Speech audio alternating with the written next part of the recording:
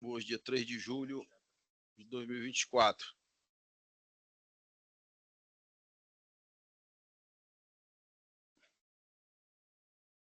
Colegas, temos a ata da sessão do dia 26 de junho para apreciarmos. Boa tarde, desembargador presidente, a todos.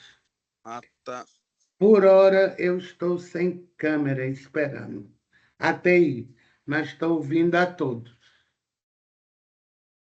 Nós temos aqui confeccionado. Aqui no modo presencial, todos os integrantes da primeira turma de Direito Privado, Tribunal de Estado do Ceará, inclusive a nossa diligente Procuradora de Justiça, a doutora Luzanira Formiga. E pela ordem decrescente de antiguidade, desembargador Emanuel Leite Albuquerque, desembargador Mauro Liberato, desembargador José Ricardo Vidal Patrocínio, desembargador Carlos Augusto Gomes Correia, desembargador José Crentel Filho. É Ferreira, Ferreira Filho. Meu parente, eu aqui titubeando. José Crentel Ferreira Filho. Sou crente. Doutora defensora hoje, quem é? Não estou vendo hoje aqui. Lisiane. Gonçalves, É porque eu estou esperando. Eu cumprimento uma vez as eminentes advogadas, os eminentes advogados e os demais que estão aqui no modo presencial ou através do sistema de videoconferência. Sejam muito bem-vindos. Amém. Temos aqui alguns processos retirados de mesa e outros de pauta, mas eu deixarei para anunciá-los ao final, porque a relação aí na tribuna dos eminentes advogados já constam os respectivos feitos que estão sendo retirados de mesa e de pauta. Alguma observação, requerimento, eu estou aqui para tentar resolver. Tem minha caneta? Tá aqui.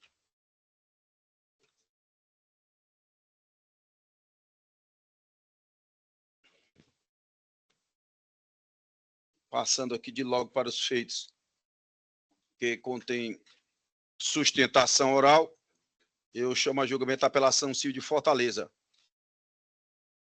241 foi realizado um acordo, é isso que você falou? O primeiro deles, não, né? Já teve o Bador Carlos? 241, não. 215.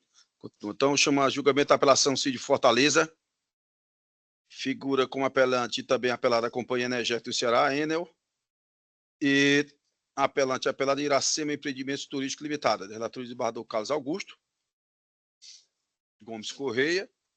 O número é SAG 022 6696 49 2020 806 0001. É o 241 da nossa relação. Requerer ostentação oral a Enel através do Dr. Vicente Paulo, parente Pontes Neto. OAB Ceará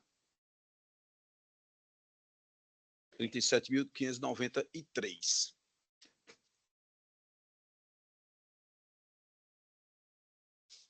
Boa tarde, doutor. Tudo bem, doutor Vicente?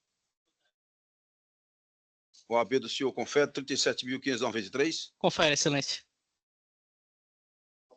Bota aí, 0,2 a mais, viu? Por enquanto, né? Uma anotação interna aqui da secretaria, doutor.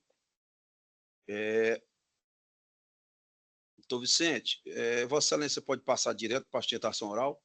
Claro, ou seja, dispensando a leitura do relatório? Dispenso. Secretaria anota, eu agradeço a Vossa Excelência, porque otimiza o nosso trabalho, mas é, evidentemente, um direito que se tem, se assim desejar. Então, doutor Vicente, Vossa Excelência dispõe de até 15 minutos. Obrigado, excelência.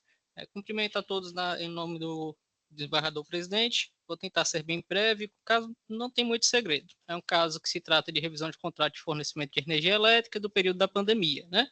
Que a sentença foi parcialmente procedente, dando uma revisão em referência a um mês específico. A parte a autora apelou querendo que fosse reconhecido durante todo o período da pandemia e a Enel pede a reforma para que não seja relativizado o contrato, né? Eu gostaria de chamar a atenção, excelências, que nesse processo, embora a empresa esteja pedindo a revisão desses faturamentos, somente foi juntado 2 faturas em relação ao período anterior ao início da pandemia propriamente dito. E não foi destacado nenhuma comparação entre o período anterior à pandemia e o período que ela alega que sofreu a redução de faturamento. Então, não foi demonstrado o alegado desequilíbrio contratual a justificar uma revisão do contrato pelo judiciário. E nesse sentido, essa primeira Câmara já decidiu anteriormente no processo 022, 4208, 24 de 2020, mantendo a rigidez do contrato e afastando a revisão.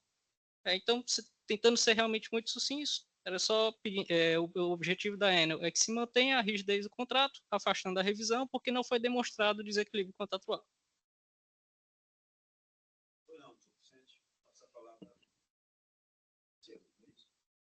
Oi? Isso aí.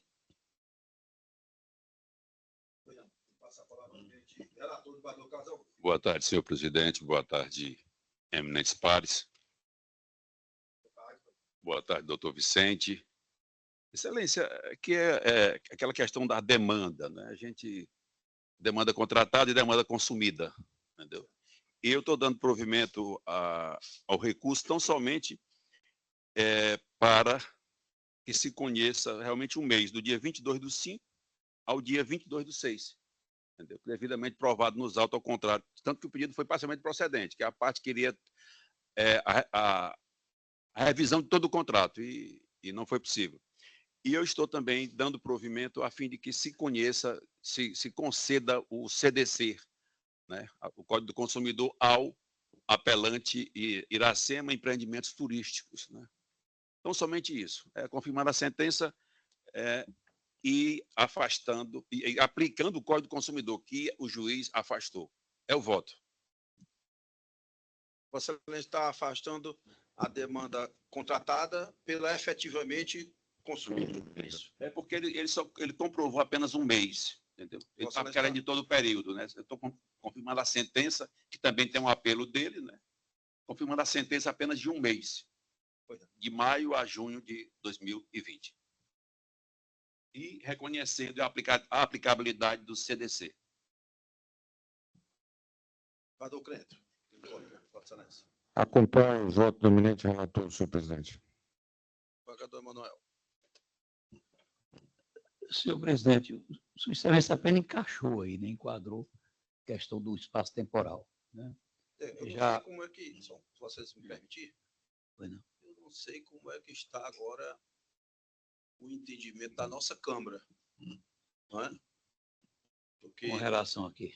Exatamente esse caso. A questão do prazo. Houve várias ações, né?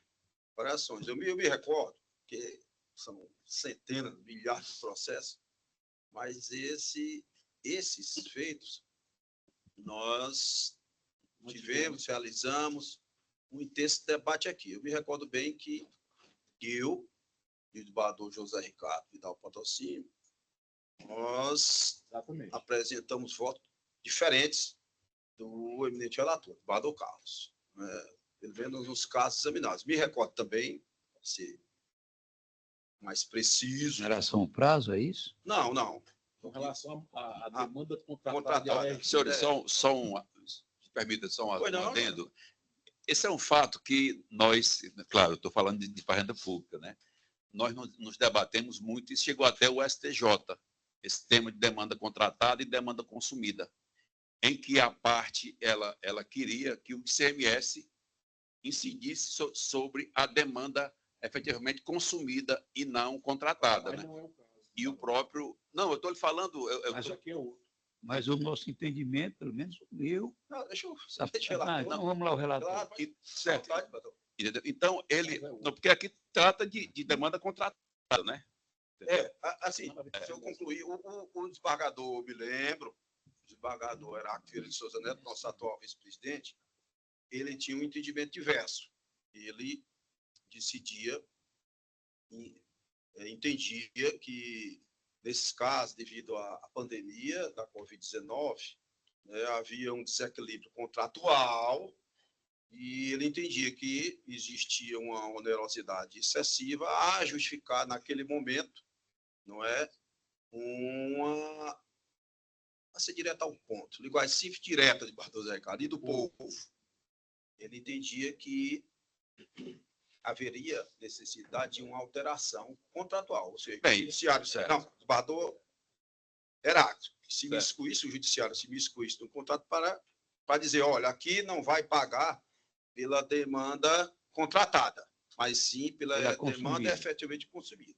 Eu votei várias vezes contra esse entendimento, me lembro também do Bardoso José Ricardo. Vou citar só a título de exemplo, Exatamente. porque porque no nosso entendimento, eu estou aqui só fomentando o debate, né? Claro, claro. Sei que tem vários preceitos na nossa Câmara em sentido adverso, né? Mas eu não sei como ficou, acho que nenhum foi para o 942 de Bardoso Ricardo, não me lembro. Normalmente era agravo, né, irmão? Então, mas teve apelação também. Então, e o meu objetivo é só para a gente Não, claro. uniformizar, manter íntegra, coerente a nossa jurisprudência. Nada mais do que isso. Não é? Que é nosso dever, está lá no CPC. E eu me recordo bem e dos feitos que eu examinei, inclusive eram grandes empresas. Nós tivemos uma grande rede de farmácia aqui, tivemos um colégio Isso. grande de Fortaleza, onde porque se alega uma onerosidade, fala aqui, de forma rápida, né? Se alega uma onerosidade excessiva, a justificar uma alteração contratual realizada pelo judiciário, né? Juiz determinando, mas quando se vai ver o caso concreto, todos que eu examinei foram nesse sentido, não sei de Vossa Excelência. Por exemplo, vou pegar o exemplo aqui, que é fácil de entender, do colégio aqui enorme da Oás Soares, uma mega escola. Então, dizia que estava passando dificuldades, um processo pandêmico, nós sabemos que demorou só um mês, teve aula de forma virtual, foi tudo. As aulas aconteceram de forma virtual, tal. E quando a gente ia para o caso concreto, fazendo de Bardoso Ricardo uma concretude naquela alegativa de onerosidade excessiva, eu via no Bardo Crento que o que se alegava para um colégio gigantesco era uma diferença de R$3.000. Ou seja, a demanda contratada era um pagamento de R$4.000 por mês e estava contestando o valor de R$3.000, às vezes R$1.500, uma rede de farmácias gigantesca. Então, é de se indagar qual é o desequilíbrio contratual mesmo no período pandêmico, que nós sabemos, passamos por isso, mas no caso concreto, qual era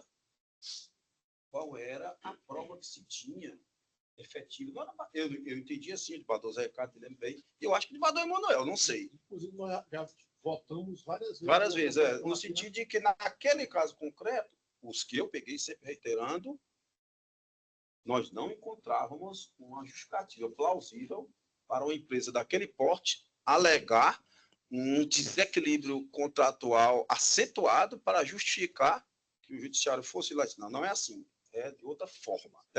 De forma muito rápida, era isso aí o nosso entendimento. É só isso, Bador, que eu gostaria de expor. Né? Mas o Bador Zé Carlos quer falar, pois não, Bador? Não, era isso mesmo. Nós aqui na composição, inclusive, nos votos de Vossa Excelência, recentemente, não faz muito tempo, votamos eu e o desembargador Carlos Augusto em questão de idêntica natureza em processo da vossa relatoria. Eu me lembro que da minha relatoria, nenhum deles eu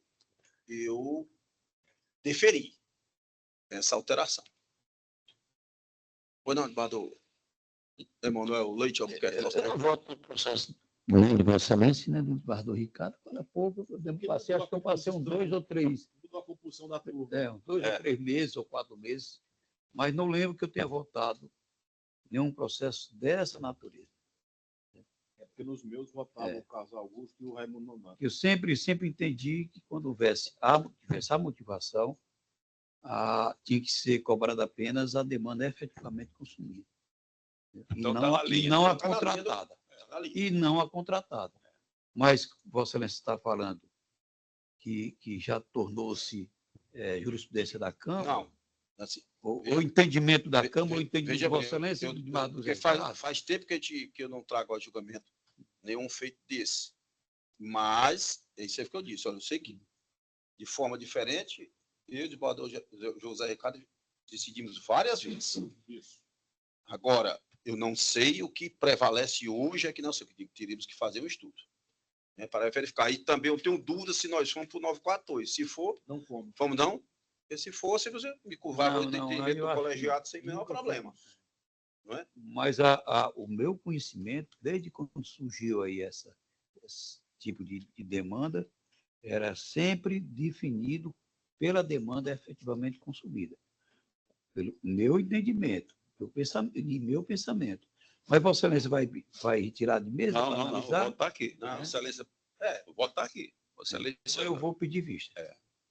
o voto foi lançado. Inclusive, nesse seu raciocínio, é o raciocínio da Fazenda Pública, claro, tu Deixa eu conceder, Eduardo Emanuel, é bom de nós tínhamos grandes Porque consumidores. Vossa Excelência traz na processão e a gente vê o Aí que está discute. prevalecendo hoje. Para ver se, Não é? se, na verdade, há decisões da nossa Câmara nesse sentido. Vossa Excelência está. Não, que há várias, não tem Então, dúvida. pronto. Não tem Então, dúvida. Então é preciso ver isso aí. E harmonizar. Né? Seja por maioria, ou seja por unanimidade. Olha, inclusive aqui, Excelência, se me permite aqui, que tem um julgado de Vossa Excelência que trata aqui sobre a teoria da imprevisão, né? Isso. É Exatamente mas isso. Manuel já agora desse ano, já de maio, de 24, sobre esse tema. Desembargador Everardo também, do ano passado, de dezembro, entendeu? Mas, Vossa Excelência aí faz a devida análise aí, a gente volta a discutir, volta a revisitar o tema. Vista concedida, né? Seria até o ideal que o próprio relator, né, diz para retirar de Não, mesa. não pedi não, Vossa Excelência eu não pedi não. O voto vai ser lançado nos autos. Vossa Excelência... Tem procedente de Vossa Excelência. Não, Eu vou votar. A gente aguarda outra oportunidade, e o meu entendimento é diverso, não tem problema nenhum. Já que não teve 942, eu acho que a gente, daqui uns dias volta à tona. Peraí, desembargador Mauro, nosso presidente, apenas eu estou falando que seria melhor que o próprio relator fizesse diante do que o Vossa Excelência já falou, e o desembargador Zé Ricardo. Mas como ele não prefere, pronto, meu pedido de vista está. Pronto. E eu vou aproveitar e Já vou está dar em vista. uma reestudada. Então, vista concedida, gabinete do Emanuel Leite Albuquerque, o julgamento está suspenso. Eu chamo a apelação civil, é melhor, é conveniente, né? Porque a gente Harmoniza. não tem problema nenhum, por semana, né?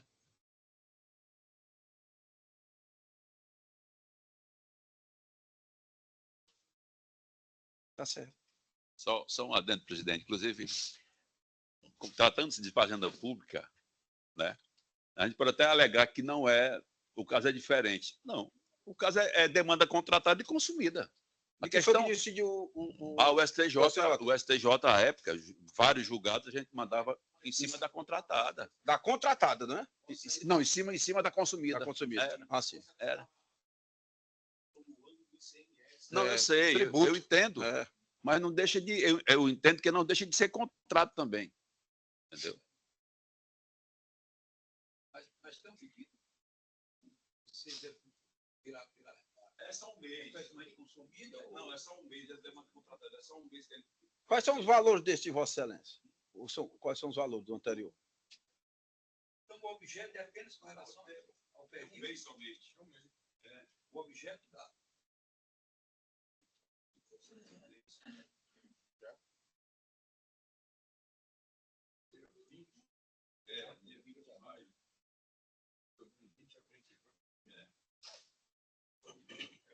Tudo bem.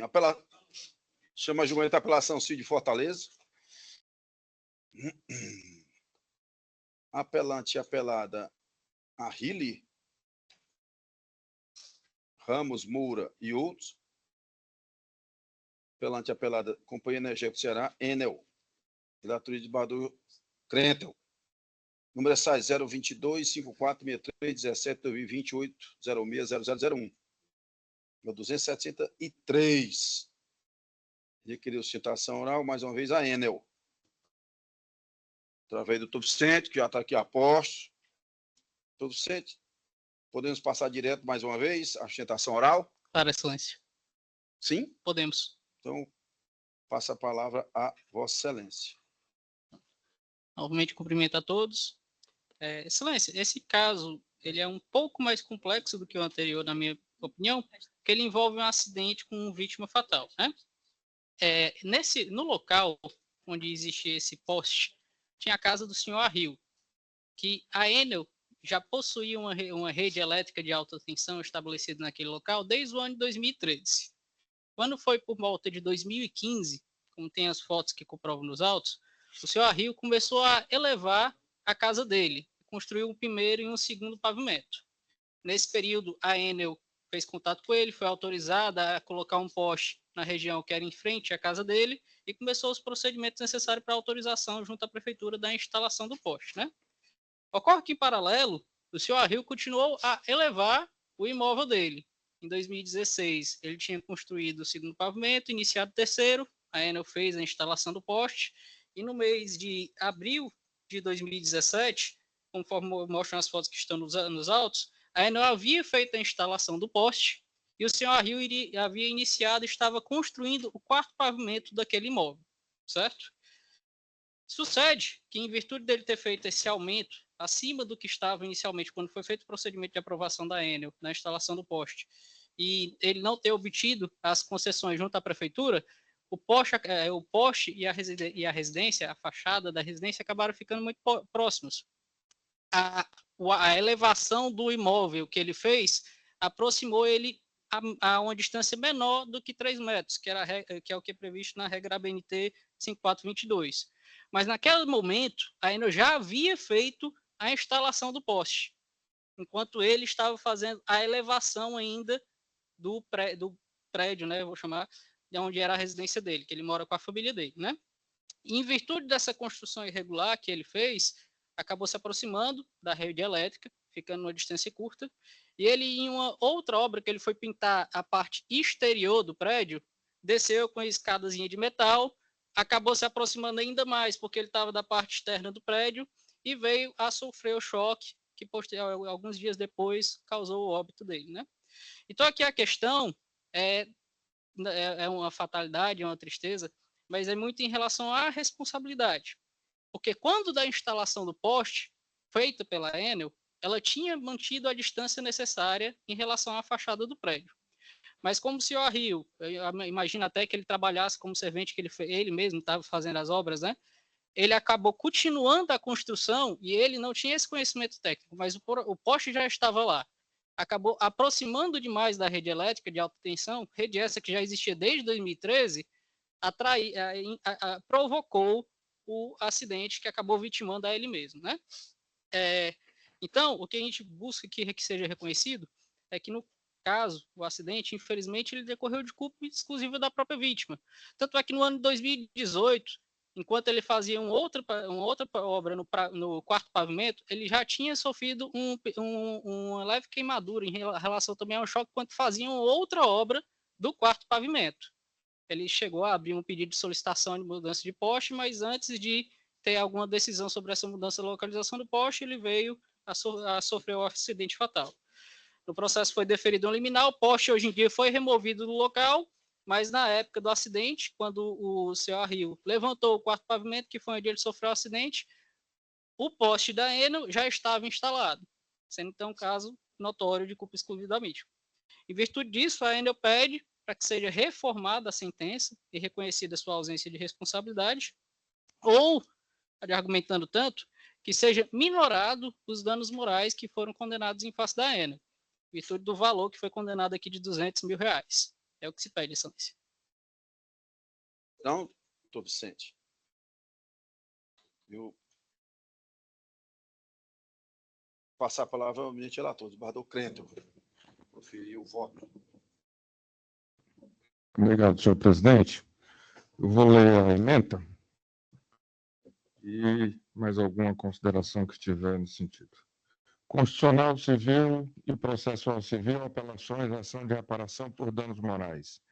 princípio da dialeticidade, observância, preliminar de não conhecimento do apelo da ré, Enel, rejeitada. Mérito, concessionária de energia, pessoa jurídica de direito privado, prestadora de serviço público de risco potencial, responsabilidade civil objetiva e relação consumerista configuradas. Instalação irregular de poste de alta tensão a curta distância do prédio pré-existente onde a vítima habitava com sua família. Comprovação, anuência do ofendido, irrelevância, quebra do dever de informação. Choque elétrico, primeiro evento, 2017, ferimentos. Segundo evento, 2020, morte, eletropressão. Fiscalização e manutenção da rede, precariedade. Culpa exclusiva da vítima afastada, nexo de causalidade evidenciado. Dever de indenizar a concessionária, confirmação. Danos morais majorados ao total de R$500 mil, a ser dividido em partes iguais entre a viúva e os 4 filhos do ofendido. Peculiaridade do caso concreto, duplo evento danoso. Intenso sofrimento da vítima, queimaduras de 3º grau e de seus familiares. Intenso sofrimento da vítima, queimadura de 3º grau e de seus familiares, em termos de sofrimento. Desídia e recalcitrância da ré, precedentes do STJ e do TJCE, apelações conhecidas, a da ré improvida e a dos autores inteiramente provida, honorários recursais cabíveis em prol dos advogados da parte atora.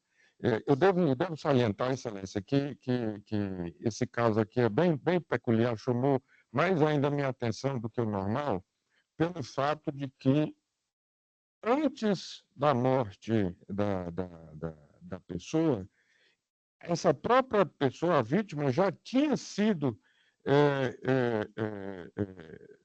já tinha levado um choque elétrico e pedira a Enel para que afastasse ou retirasse o poste de onde estava, e a Enel nada fez, tanto que o choque aconteceu em 2017 e a morte ocorreu em 2020.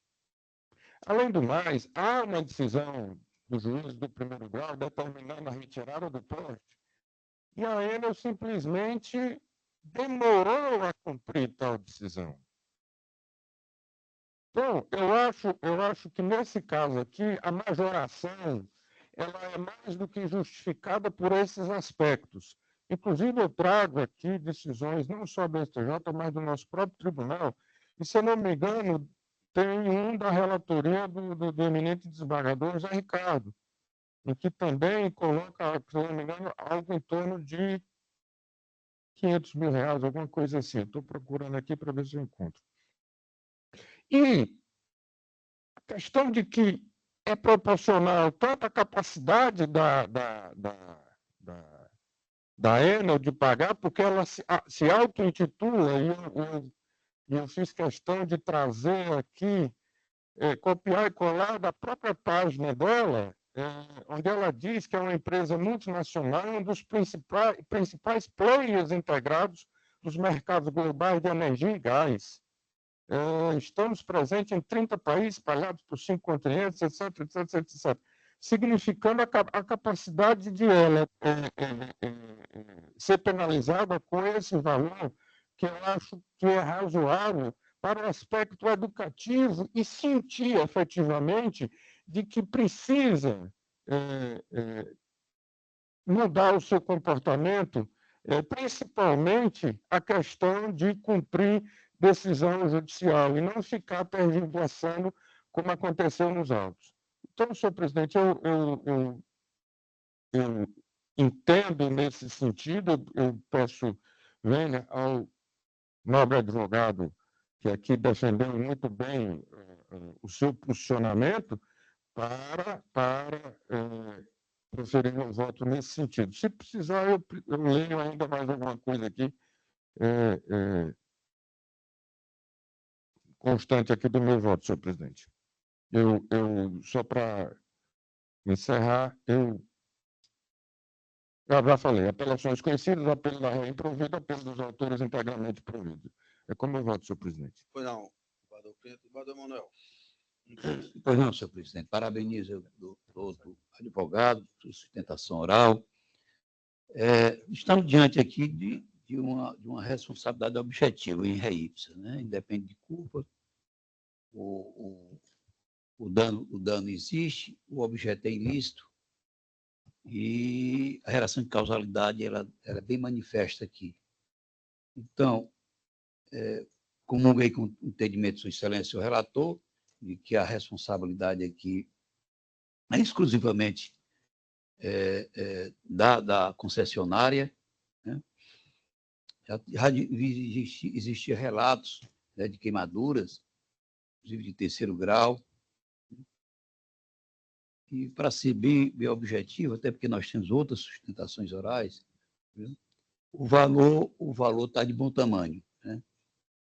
Então, esse valor de R$500 mil, eu até pensei e sugeri a Vossa Excelência para reduzir um pouco, mas eu vejo que está aí de bom tamanho. É como voto, senhor presidente, já inclusive lançado no sistema provisório, acompanhando Sua Excelência o relator. Pois não, desembargador Manuel, eu vou pedir licença ao eminente desembargador Cleiton e vou pedir vista dos autos. Pois não. E vou ponderar só um aspecto. O valor que foi fixado são 5 pessoas, né? Companheiro e 4 filhos. Seria R$100 mil para cada um. Está condizente com os julgados anteriores nossos. Mas aqui uma argumentação também, eu fiquei com pequena dúvida a respeito da parte que o eminente advogado fala na diminuição dos valores. E ouça-se, uma pretensa culpa concorrente, que eu gostaria de examinar especificamente esse aspecto. Daí, eu sempre gosto de justificar pedido de vista, o julgamento está suspenso. Senhor presidente, só a título de ajudar, o que foi arbitrado em juízo de primeiro grau foi R$300 mil, não é isso, doutor? 200 mil. 200 mil, pronto. Né? Só um minuto, se me permite, presidente. Vossa Excelência falou que a parte que faleceu, além desse primeiro episódio aí, de queimaduras, já tinha ido a Enel. Ela sofreu um choque no mesmo local, pediu a Enel para deslocar ou retirar o poste, e a Enel simplesmente nada fez. Aí, depois ocorreu, infelizmente, a morte dela, 80% do corpo queimado, né? E aí a família entrou com a ação, o juízo de primeiro grau concedeu liminar para determinar que se retirasse o poste, e a Enel demorou para assim proceder. Injustificadamente, pelo menos nos autos não consta algo que diga por que não fazia, pedindo um prazo maior. Tudo. Então, essa questão, inclusive há fotos também aqui, bem claro, nesse sentido. Que é certo que é uma decisão do juiz determinando que retirasse e foi retirado. Isso. Quero examinar também, desembargador Manuel, desembargador Cleiton, o fato que foi levantado aqui pelo advogado, me parece que nos autos, de que havia, vamos dizer, um aumento do prédio durante o decorrer desses tempos, desse espaço de tempo. Como se deu isso? Para examinar com mais cuidado esse ponto também. Ele aumenta, apesar de o voto de Sua Excelência estar bem aumenta vertical, né? vertical. Vertical. Não é Não. para cá. Não. Só para subir. Permita-me, senhor presidente, só ler aqui um parágrafo do trecho do meu voto. O contexto probatório revela que a laje do terraço superior do prédio, de 4 pavimentos do seu arrio, que é a vítima, já existia quando a rede de alta tensão da Enel foi instalada. E ainda tem outro detalhe que eu estou me lembrando agora. O poste ele era um pouco mais afastado da casa, não só em termos frontais, mas laterais também. E a Enel resolveu trazer o poste exatamente para em frente à casa dele e com menos de 3 metros de distância. Eu não vou aqui nem discutir se cabia ou não, isso aí é uma questão técnica. Mas o fato é que houve essa mudança. E é como eu digo aqui, já existia quando a rede de alta tensão da Enel foi instalada, a laje do terrado superior do prédio de 4 movimentos. Aí vem a instalação da alta tensão a curtíssima distância da fronte ao imóvel, ocasionando, assim, a descarga elétrica que atingiu o senhorio 2 vezes, dentro de casa, sendo que entre ambos os eventos ocorridos nos anos de 2017 e 2020, a Enel, apesar de instada, nada fez para adequar aquela instalação às normas técnicas de segurança, a BNT 5422, o que teria evitado, sem dúvida, o segundo sinistro, ou seja, o choque, no dia 8 de janeiro de 2020, que levou a dolorosa morte do idoso, eletropressão, no dia 13, após 80% de seu corpo queimado, queimadura de 3º grau. Aí tem foto aqui, eu falo aqui da foto do folha 394, folha 395, e tudo mais, onde mostra exatamente essa questão de que o prédio já existia, que depois é que a Enel colocou o poste naquele local.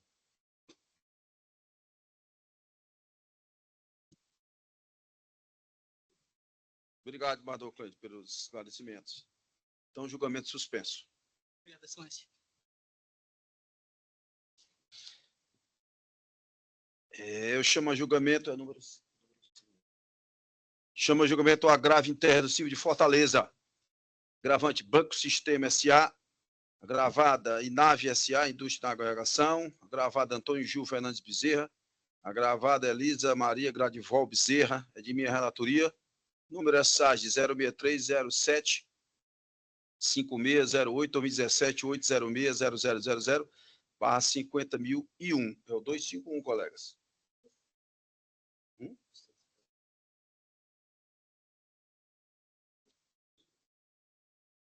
Certo. Requereu sustentação oral o Banco Sistema, através do doutor Eduardo Frediani e doutora Josefa Maria Araújo Viana. Doutor José está ali. Doutor José, podemos passar direto para a sustentação ou Vossa Excelência deseja a leitura do relatório? Direto, então, Vossa Excelência está com a palavra.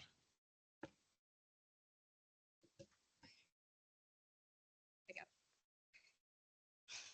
Excelências, boa tarde. Boa tarde, doutora. Boa tarde, presidente, demais embargadores, presentes, advogados, turma.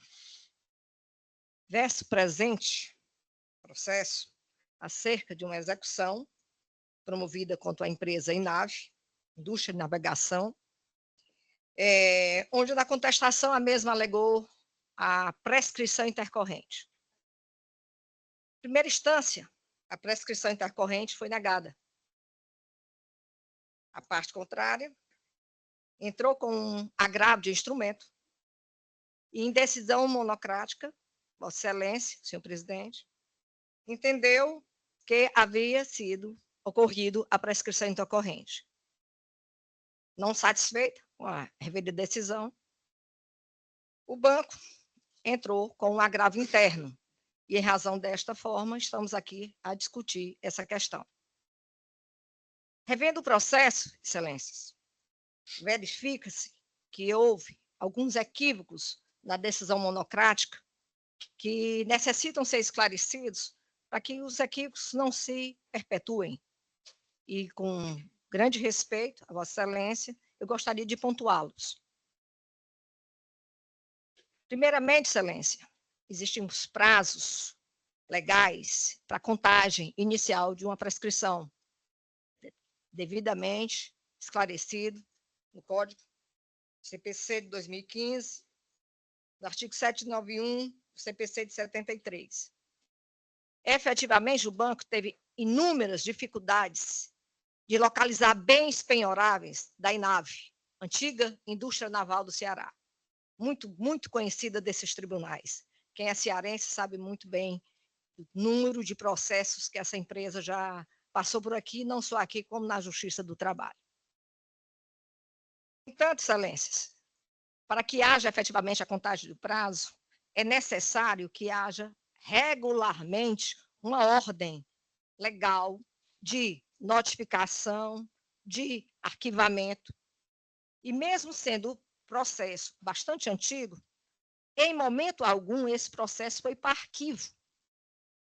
Então, se efetivamente ele nunca foi para o arquivo, se efetivamente a empresa nunca foi notificada para se manifestar a respeito da efetiva aplicação ou não da prescrição devidamente conceituado no artigo 921, nunca ocorreu a prescrição. E se não houve o arquivo em momento algum, não houve nem o início da prescrição. Então, a legislação processual civil é bastante clara nesse sentido.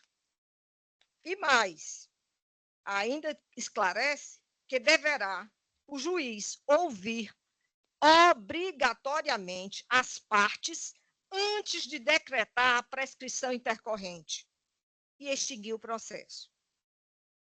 Tal fato, excelências, nunca ocorreu.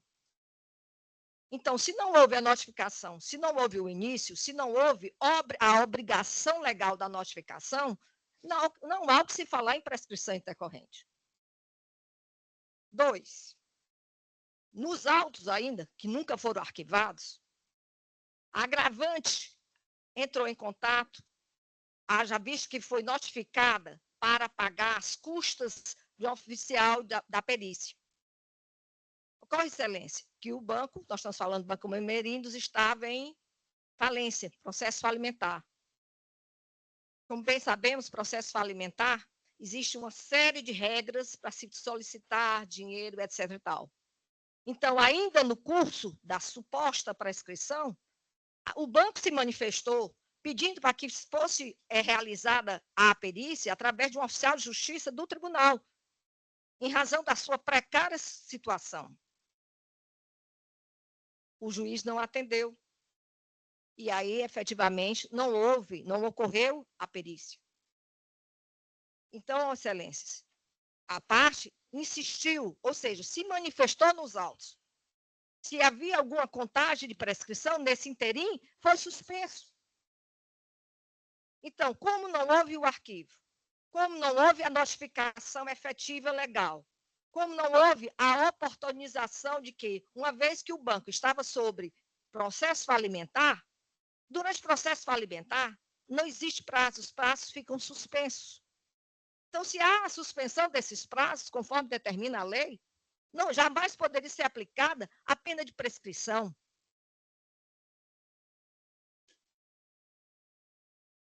Não ocorreu o transcurso dos 5 anos necessários para o suposto reconhecimento da prescrição intercorrente. Por óbvio, não basta só o transcurso do prazo. Com devida vênia, o simples descumprimento de uma determinação judicial vincula a um prazo não peremptório, em especial quanto à justificativa plausível para tal tentativa de prosseguimento de outras formas. Excelências, está literalmente, facilmente, aclarado nos autos que o banco estava em recuperação. Está facilmente aclarado nos autos que não há nenhuma notificação sobre a comunicação obrigatória dos prazos para que ele se manifestasse com relação à prescrição intercorrente. A lei determina a suspensão de ações e execuções iniciadas sobre direitos e interesses relativos ao acervo de entidade liquidanda, não podendo serem intentadas quaisquer outras enquanto durar a liquidação. Por essa razão, jamais poderia ter sido acatado o pedido da prescrição intercorrente. Por estas todas que aqui foram apresentadas, por todos estes motivos, a parte roga, agravante, que seja totalmente desprovido o presente recurso de agravo interno, presente recurso, e seja reconhecido o agravo interno, considerando a inocorrência da prescrição intercorrente e a impossibilidade da condenação de honorários de sucumbência, uma vez que, em tais casos, remetemos às exposições trazidas na exordial do presente recurso. É o que rogamos, excelência. Muito obrigada. Não, doutora Josefa, eu agradeço a sustentação oral de Vossa Excelência, como sempre aguerrida, defendendo muito bem constituinte de Vossa Excelência, o Banco Sistema, mas eu tenho outro entendimento, doutora Josefa, máximo respeito a Vossa Excelência.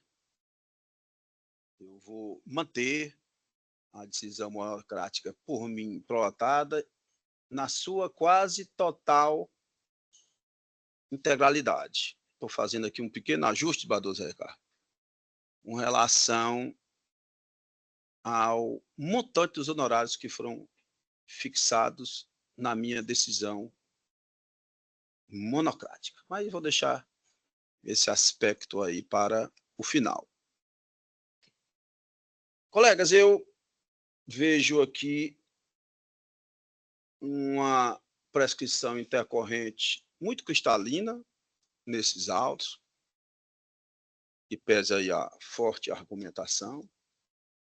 Esse processo esteve paralisado de 2008 até 2014, além do inquídio legal. E duas coisas que eu respeito a tese da eminente advogada, mas não concordo. Primeiro, que não precisa ter arquivamento dos autos, seja que espécie de arquivamento for, definitivo ou provisório, para se decretar uma prescrição.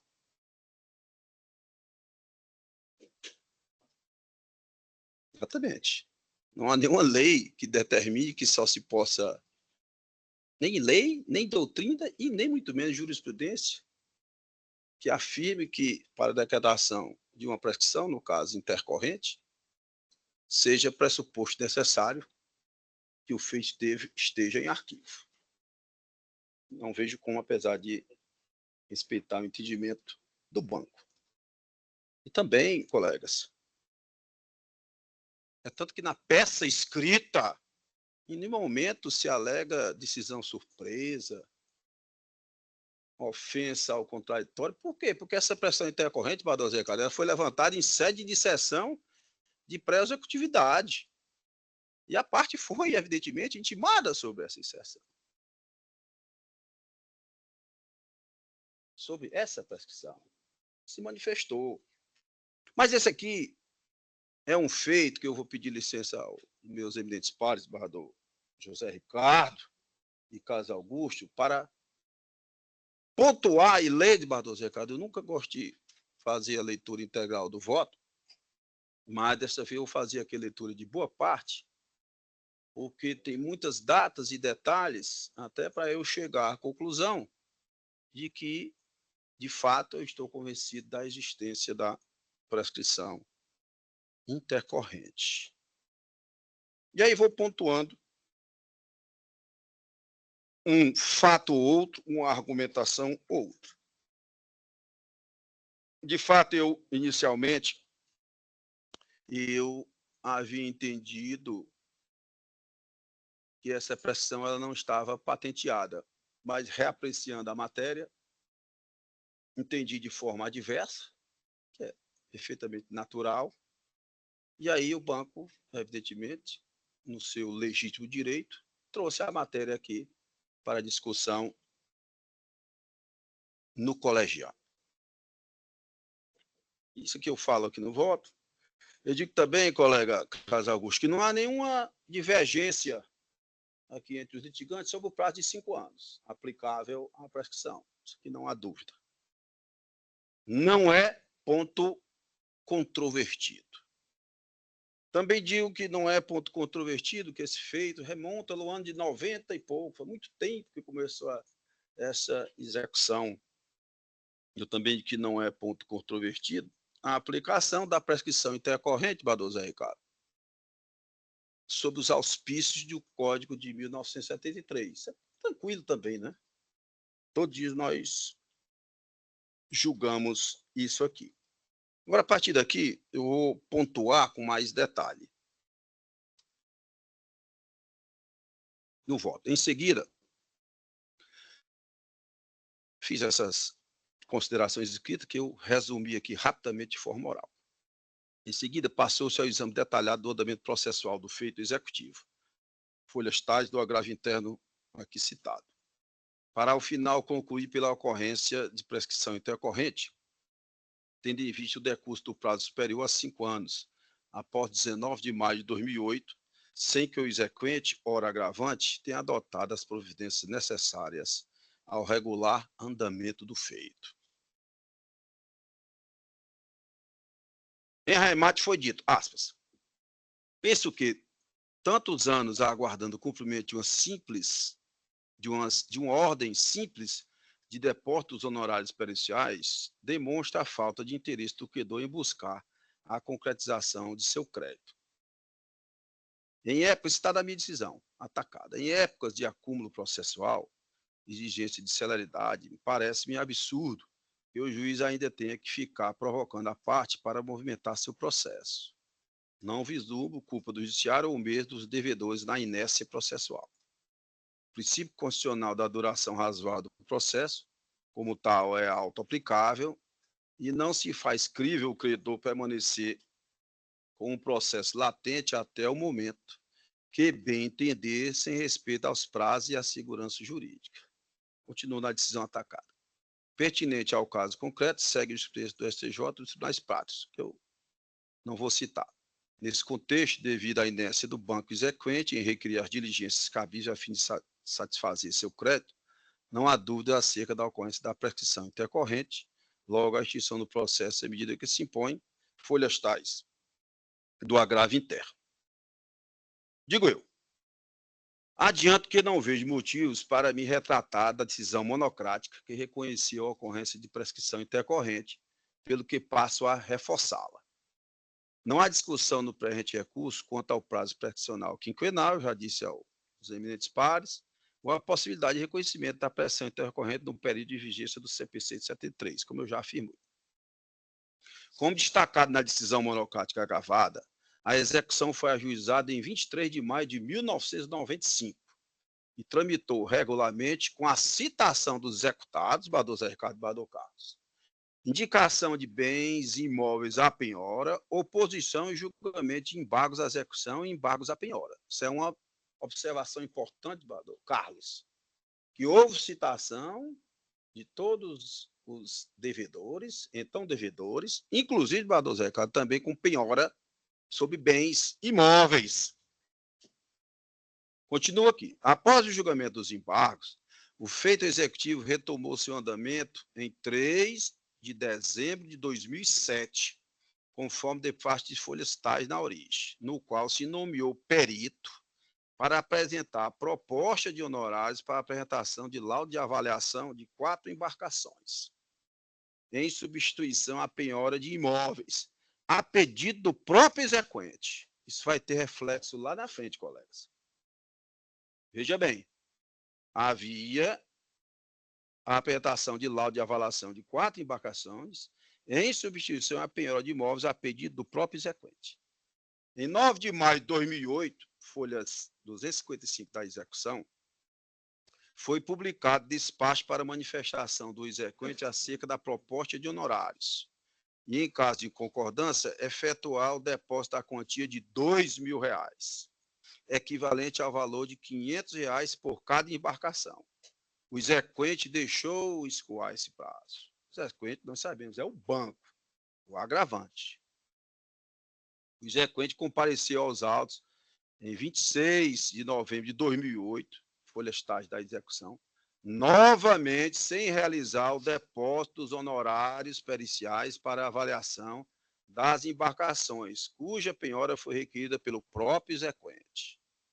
Mais uma vez intimado, despacho de folha 278 da execução, o exequente fez carga dos autos em 17 de novembro de 2009, folha 279, restituindo somente em 11 de janeiro de 2010, folha 280, novamente sem cumprir a determinação do juízo, limitando-se a informar que, aspas, há mais de 60 dias tenta contatar o liquidante do Banco Bamerinos do Brasil S.A. sem êxito, fecha aspas. E que, aspas novamente, não foi possível cumprir a determinação de depositar os honorários do perito, fecha aspas, requerendo ainda a avaliação das embarcações através de diligência a ser realizada por oficial de justiça. Nós sabemos, desembargador Zé Ricardo e desembargador Carlos Augusto. Um oficial de justiça, para avaliar 4 embarcações, era preciso ser um oficial de justiça hiper, super dotado, né? Normalmente, ou na quase totalidade dos casos, o oficial de justiça não tem essa expertise. Vamos lá. Continuo. Mesmo após a intimação pessoal do liquidante, folhas tais aqui, tudo discriminado, da execução, enquanto o representante do exequente também não adotou as providências cabíveis. Nova intimação, a folha 287, publicada em 3/10/2013, já estamos em 2013. Folha 289, com carga dos autos ao patrão do exequente em 8 de outubro de 2013, folhas tais aqui discriminadas, e devolução somente em 7 de abril de 2014, folha 291, 292, novamente sem cumprir a providência determinada, e desta vez requerendo a substituição da penhora das embarcações pela penhora online de ativos financeiros em nome dos executados, com destaque para o seguinte trecho do petitório, fecha aspas, fecha não, abre aspas. Inicialmente, se escusa da demora no atendimento, o exequente, agravante. Inicialmente se escusa da demora no atendimento desse parte de folha 246, mas tal fato foi ocasionado única e exclusivamente pela grande dificuldade encontrada pelo causídico firmatório em contactar seu constituinte. Esquisito. Fato este, inclusive, já experimentado por este juiz, conforme se vê as folhas 244, 245, fecha aspas. Continua aqui, colegas. Apesar de deferido o pedido de penhora de valores em conta corrente via Bacen-Jude, tal diligência restou infrutífera. Da análise das informações acima, limitada ao período reconhecido na decisão monocrática gravada, quanto à fluência do prazo prescricional, confirma-se a ocorrência da prescrição intercorrente. Note-se que, por 5 vezes, foi oportunizado ao exequente hora agravante cumprir a providência determinada pelo juiz a qual, necessária ao regular andamento do feito, sem que tenha sido atendida a determinação. Desde a intimação em maio de 2008, ficou caracterizada a desídia do exequente em cumprir a determinação do juiz da execução, transcorrendo tempo superior ao prazo quinquenal previsto para a prescrição do direito material. E aqui, colegas, eu faço um adendo. Desembargador Zé Ricardo, não é qualquer, desembargador Carlos, não é qualquer requerimento da parte do desembargador Manuel de diligência, e mais das vezes até inúteis, que se suspende o prazo da prescrição, não. É preciso que, eu cito jurisprudência, inclusive, dos nossos tribunais e até do tribunal, de um tribunal regional federal. Aqui exatamente nesse ponto. Então, eu continuo aqui. Desídia que se evidencia pelo não atendimento da determinação de depósitos honorários periciais, pela módica quantia de R$2.000 em comparação à dívida exequenda, nem se justifica com o argumento de que não conseguiu contato com seu constituinte. Não é usual isso aqui. Com a devida vênia. O contato do advogado com seu constituinte, ainda mais num feito dessa monta. Continua. O próprio exequente admitiu, folha 291, que o não atendimento deveu-se, aspas, única e exclusivamente, fecha aspas, a, aspas de novo, grande dificuldade encontrada pelo causídio firmatório em contactar seu constituinte, fecha aspas. Ou seja, a própria desídia do banco exequente que, mesmo após a intimação pessoal, não adotou as providências necessárias ao regular andamento do feito. Continuo. Fiz que, na manifestação às folhas 291, 293 dos autos de origem, o exequente nada questiona quanto ao endereço para o qual foi enviada a intimação ao liquidante do banco, ou pediu intimação em outro endereço, sendo tardia e preclusa a alegação no presente recurso. De fato. Além disso, não há óbice que a intimação seja enviada para o endereço do próprio banco, já que se buscava sua intimação pessoal. Badou, Carlos, intimação pessoal vai mandar para onde? O endereço da parte. Quem é a parte? É o banco. Não é isso? Claro que é. Através de seu repertório legal, aplicando-se a teoria da aparência quanto à realização da intimação através do AR que repousa os autos das folhas tais. Como se não bastasse, o feito iniciou com a penhora de imóveis e, após alguns anos, o exequente desistiu da penhora de imóveis e requereu a penhora das embarcações. Após o juiz aguardar por mais de 6 anos o depósito dos honorários periciais, o exequente simplesmente desistiu da penhora das embarcações e passou a requerer a penhora de numerários via Bacen-Jude. Diligência também infrutífera. Aquilo que eu disse, Bardoso Zé Carlos, não foi, na linguagem simples e coloquial, de graça. Diligência infrutífera não suspende, porque já tinha passado mais de 5 anos. Mas digamos que tinha sido dentro do prazo, que não foi, só há de argumentando tanto. Não é diligência infrutífera que vai suspender o prazo operacional, no meu entendimento de vários tribunais. Continuou, outro sim, foram inúmeras as estimações através do advogado constituído nos autos, sem que tenha sido adotada a providência determinada, sendo certo que os despachos reiterando a determinação, assim como os requerimentos de diligências inúteis ou infrutíferas, não tenham condão de suspender ou interromper o prazo operacional, que restou verificado pelo transcurso de prazo superior a 5 anos, sem andamento útil do processo, entre o período de maio de 2008 até que protocolada a exceção de prescritividade em abril de 2017. Nesse sentido, aí eu cito aqui, colegas, várias jurisprudências aqui que eu entendo pertinentes. Uma delas aqui do STJ, só na parte que interessa, todas elas são citadas, evidentemente, de onde? Diz, no caso, evidencia-se a ocorrência da pressão intercorrente, uma vez que o feito executivo, cuja pretensão se sujeita ao prazo operacional de 5 anos, permaneceu paralisado por inércia do exequente por mais de 10 anos. Eu cito várias outras, vou aqui apenas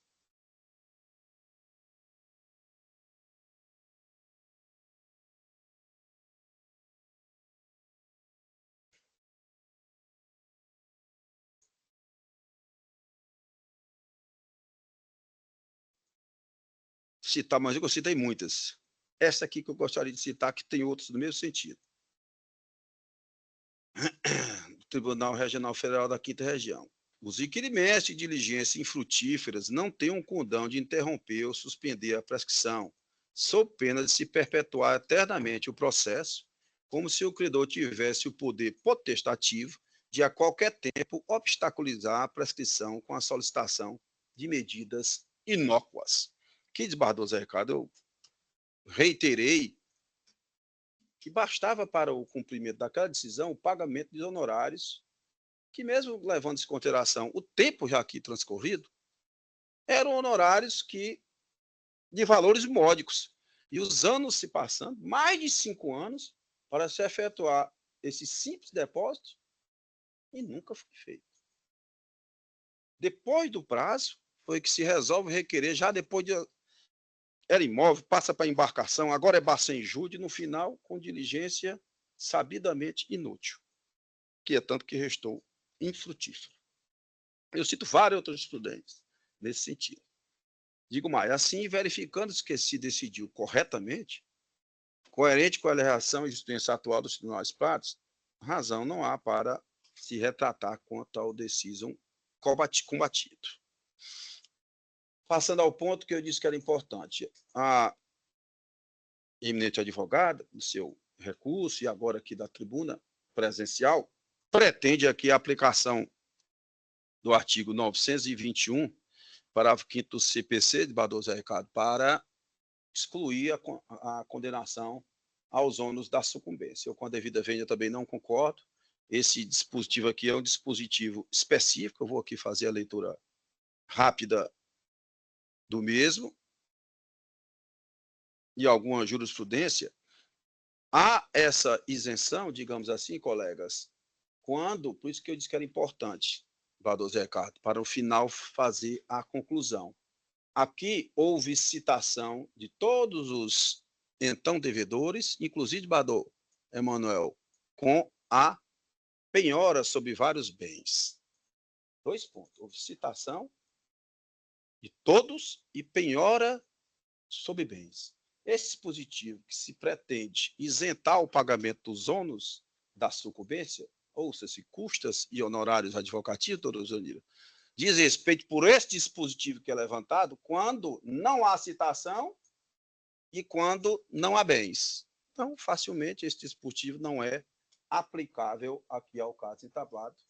Com todo respeito, e cito até jurisprudência do STJ nesse sentido.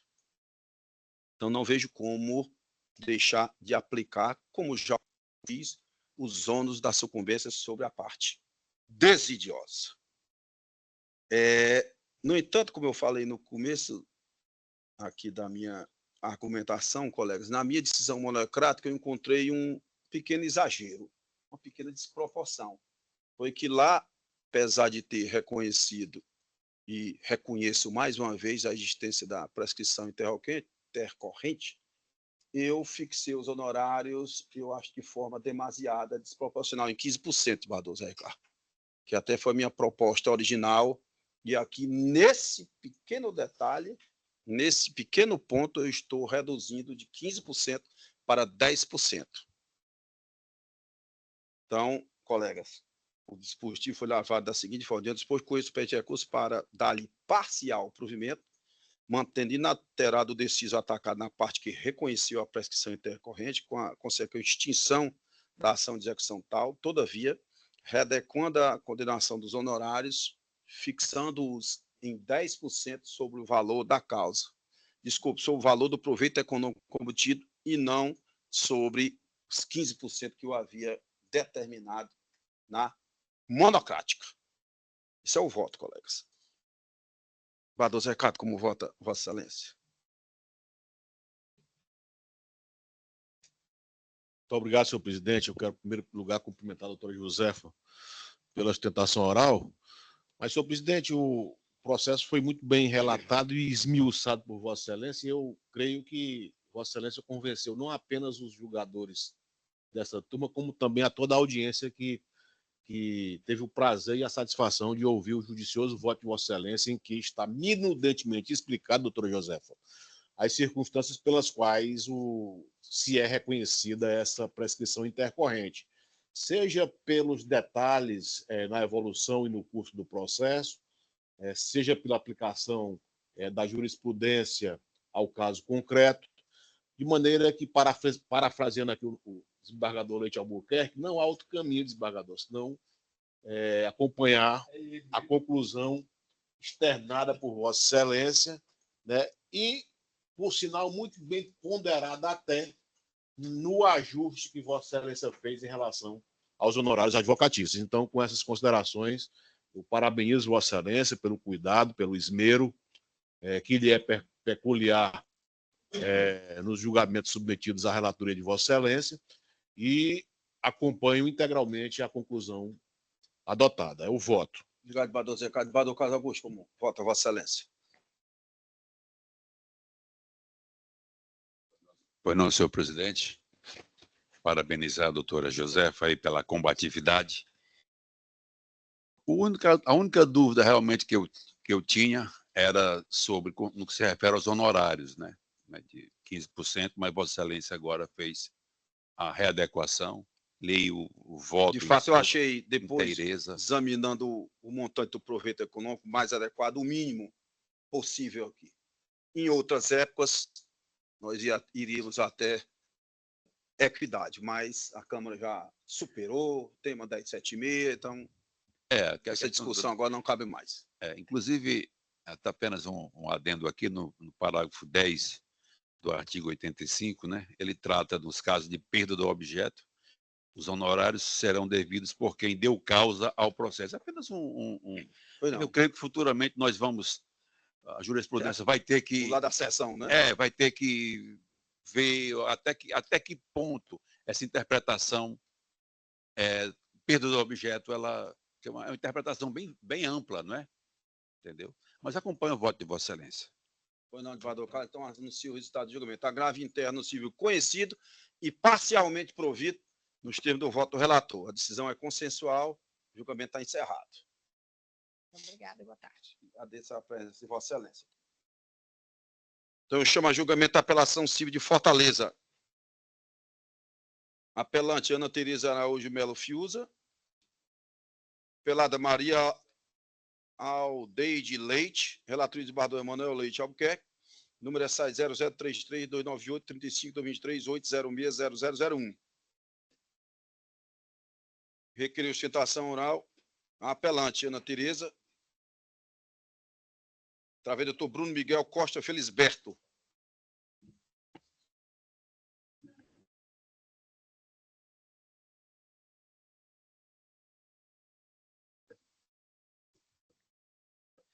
Boa tarde a todos. Só um momentinho, por Perdão, obséquio. perdão. Só esperar que o desembargador Zé Ricardo retorne. Sem problema.